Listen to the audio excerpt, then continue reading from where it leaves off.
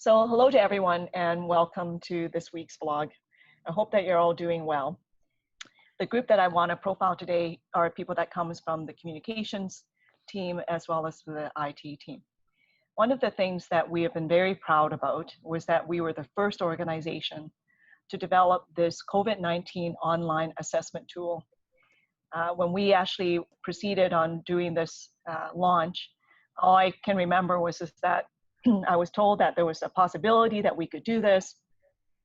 I thought that, okay, it's going to take us a few weeks to get it done. And it was unbelievable that it was a matter of days. And as soon as we launched, the uptake was just tremendous in the first 2 hours and the first weekend. And it really helped us really communicate with Albertans about what they needed to do and be aware of when they were actually assessing COVID. So we're very proud of this work, and I would say that we've had requests from all over the country. We've actually had requests from outside of Canada about wanting to use the online assessment tools. And in fact, I actually spoke to relatives who were living in the US and overseas, and they actually all went online to actually do assessments on themselves. And so this is really something that was really quite incredible. And I think since the launch, which happened about 3 months ago, this team continues to modify it. You don't actually obviously see all the work that goes into it, but it takes a lot of work to maintain it and to continue evolving. So another evolution of it was, again, on Friday last week, we knew that the province was launching to asymptomatic testing, that we knew that we would actually have to ramp up our assessment centers and booking. And again, you know, within a span of about 24 hours, which is really incredible, the online assessment tool was then able to do online scheduling across all zones and not just in Calgary. So the amount of hours that this team has actually put into this work is something that I think we as Albertans should be really, really proud of and grateful to them for. So really incredible AHS homegrown success story. So with me today are two members of our Innovation and Digital Solutions team, with Senior Provincial Director Kass Rafih, our Digital Experience Lead Ammneh Azeim, as well as two members of our IT team, Ben Wei, Manager of Personal Portals, and TJ Shin, Manager of Web Presence and Collaboration Services. So welcome to all of you, and thank you very much for joining me today. So I'm going to start off with Kass. Kass, tell us a bit about the origins of the tool, and how did you guys come up with an idea like this? It seems like such a long time ago. It was literally just 2 days after we reported our first case of COVID-19. Albertans were looking for advice and guidance. This was very new to everyone. They had lots of questions and were calling HealthLink, resulting in unprecedented call volumes. Ammneh was exploring what other health jurisdictions were doing and discovered a similar idea that NAHS had implemented. She brought forward the idea to create our own guidance tool to help give Albertans the info they needed to be safe and to help reduce the call volumes at HealthLink. From there, things moved super quick. My team started doing the work they do best. We worked hand in hand with HealthLink to mirror their assessment and guidance in a simple, easy to use online tool. The level of faith and trust everyone had in us was inspiring. As you mentioned, you know, it was probably months worth of work that was crunched into a few days. In essence, you guys were working, you know, 24/7. So kudos and thank you for that. So over to you, Ben. Just kind of curious as to how IT got involved in this whole concept. Ammneh reached out to me and she showed me a flow chart. Here were some questions, some answers. Interestingly, not one endpoint, but few endpoints. And she said, we need to build a COVID-19 self-assessment page. At the beginning, I thought, oh, yeah, it's just another health contents page on our site. Why not? Just raise a request, we can get it done, no problem. But after she explained to me the questions, the flow, and put us into few meetings, that is when I realized, oh, we are supporting HealthLink nurses and to help Albertans. Awesome idea. Then I got approval from our directors. We did some initial brainstorming. We reviewed some high-level options. We formed a development team, and we kicked off the development work immediately. So Ammneh, over to you. Interesting that Kass had mentioned you were looking and scanning for best practices, and I think that's really a sign of, a learning healthcare organization, right? We want to learn from others, not reinvent the wheel. And so, kudos to you for doing that. So tell us a bit about what it actually takes to do this type of online assessment tool. How do you test it before it goes live? So our first challenge was really understanding, building and simplifying the COVID assessment algorithm that HealthLink is using. And so we worked with public health and HealthLink to understand that, and then started simplifying it with content, with design, and trying to test it with Albertans. So just right from the beginning, we engaged Albertans because obviously at the end of the day, we were building this tool for them. We build a tool where people can use it, go through it quickly, and get a little bit more information and assurance. We wanted to empower Albertans and give them back some of the control they felt they have lost. So a lot of these engagements with Albertans, we did that before the launch, and we continue doing that even after the launch. Almost every week, as we change the assessment tool, whether it's a big change, such as the addition of the online booking, or it's a small change, such as adding a question or a consent, we're making sure that we are designing it for and with Albertans using the human-centered design approach. Kass, tell us a little bit about how the tools have evolved since its launch. So we started with a guidance-based question and answer tool for Albertans. We then worked with workplace health and safety and public health to create a tool specific for healthcare workers, enforcement personnel, and first responders. We added a referral form for testing. We added more symptoms. We added logic to accommodate staff working in outbreak sites. We opened up testing for asymptomatic Albertans. And throughout all of this, we continued to make improvements based on feedback from our colleagues and from Albertans, resulting in daily updates and enhancements. And our latest feature helped us completely automate the entire process from start to finish by allowing Albertans and healthcare workers to directly book appointments online for themselves and for their families. So TJ, can you speak a little bit more, because we heard it was your idea, and how has that worked out? When I heard that we were looking into the online booking feature by potentially leveraging our lab partners booking tool, I asked if I could be part of that discussion. I thought we might have an opportunity to do something in-house in case we needed other options. I then discussed that with Kass and Ammneh, and they also agreed that that will be the best approach to move forward, and decide to make that recommendation go forth. After that, I think we landed where we are today. Yeah, thanks, TJ. I think the audience would be interested, Kass, to hear who actually have we shared this tool with. It's hard to believe. I was just kind of going through the chronology the other day, and it was the next morning after we launched that we were on a call with folks from the Ministry of Health and eHealth Saskatchewan. And that afternoon, we were chatting with the Government of Ontario. We shared our code, we connected our teams, and Saskatchewan launched their AHS-inspired version of our online assessment tool the next day, and Ontario followed a few days later.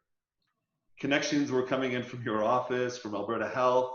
I was quickly connected with a federal working group with representation from all provinces and territories. We shared our learnings, and we shared our platform, and we were also able to gain insights into their response.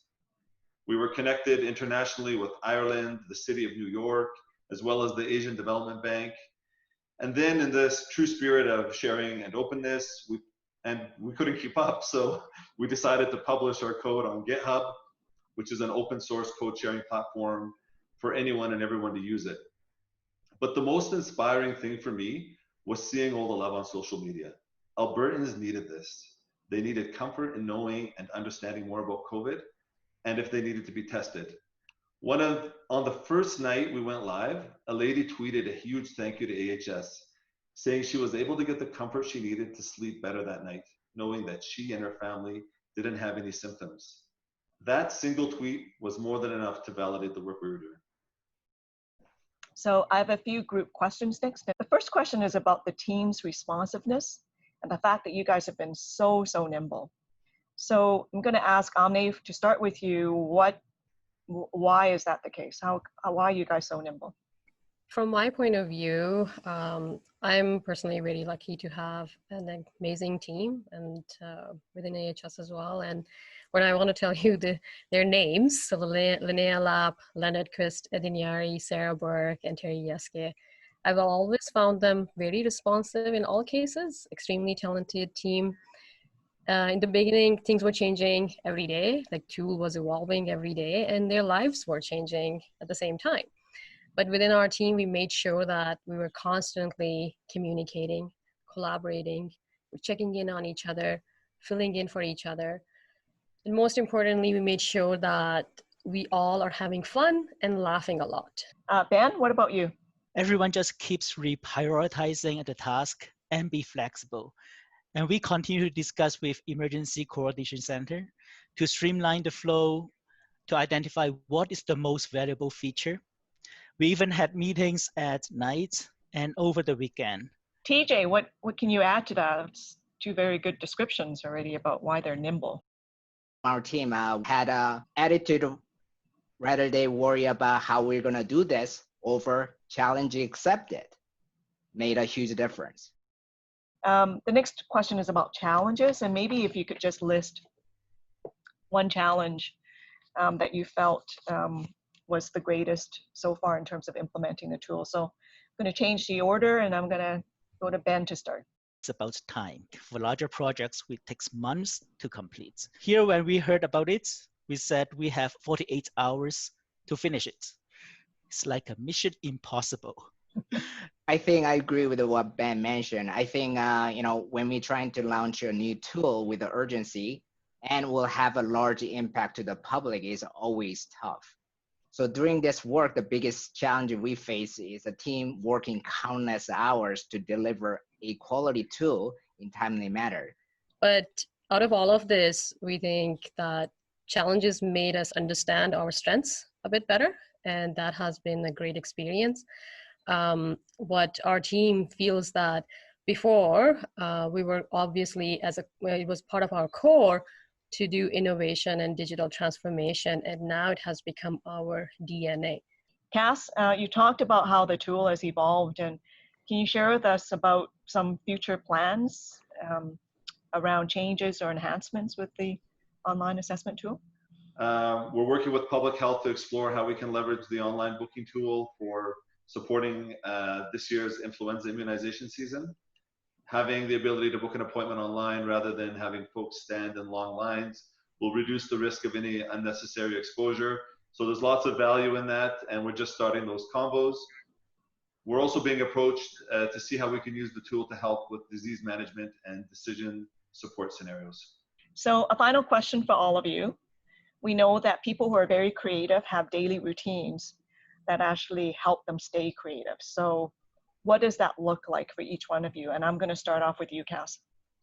For me, I find that exercise helps re-energize me, not just physically, but mentally.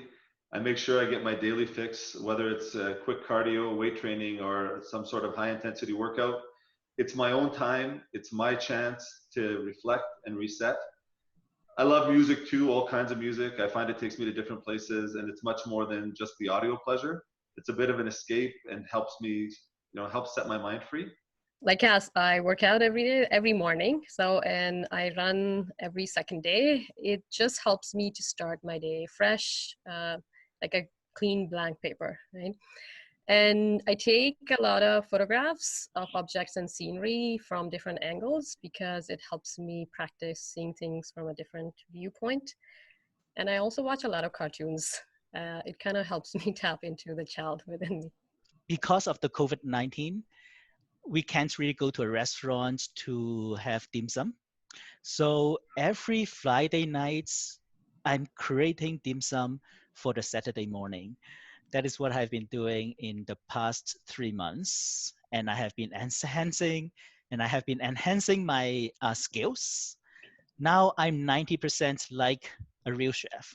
A lot of my creativity comes from being spontaneous. I love, discussing different ideas with, whether it's friends and family or even with my team. And, that really helps me to get the creative juice to flowing. And it also gives opportunity, not afraid to try something new. Verna, can I say one more thing? What we've achieved here together in the midst of a crisis is the highlight of my professional career and personally one of the most rewarding things I've ever done. And I know Ben, TJ, and Ammneh feel the same way. In order for our team to have accomplished this, there needed to be a solid foundation, and you and our entire leadership team have helped create that. This would never have been possible without the trust, faith, and support that was extended to us. So thank you for trusting us. Thank you for having faith in us, and maybe even taking a leap of faith. Huge shout outs to Drs. Laura McDougall, David Strong, and Kristen Klein for making themselves available at all times and helping talk through scenarios and validating our thought process. And I want to share the love with HealthLink, Legal, the Zone Public Health teams, our partners in IT, ECC, and my entire webcoms team for keeping up with all the publishing and webcom requests. Thank you all. That's wonderful, Kass, for you to acknowledge that, because as we know, this is all a team effort. But your story and the hard work and what you've described, I think inspires all of us. I think you've really shared with us, what makes you resilient as individuals, but also resilient as leaders. I think what COVID has done for us is it's really helped. It really has helped us work together as teams of people and work with people that we may not have worked with before. And sometimes it's amazing what a common purpose can help drive us towards. And so what are we going to be doing going forward? Next week, we're going to be talking about relaunch and what does relaunch look like in terms of our workforce, our environment. And so we are going to be talking about this new playbook that the team has developed, and it's going to be on the COVID-19 page on Insight. So next week, we'll be chatting with Todd Gilchrist, who's our Vice President for People, and Brad Dorihoy, who is our Senior Program Director for Talent Management Strategies. And until then, please stay safe. I hope that you all take some time to rejuvenate so that you can be creative in whatever you do. And thanks for watching.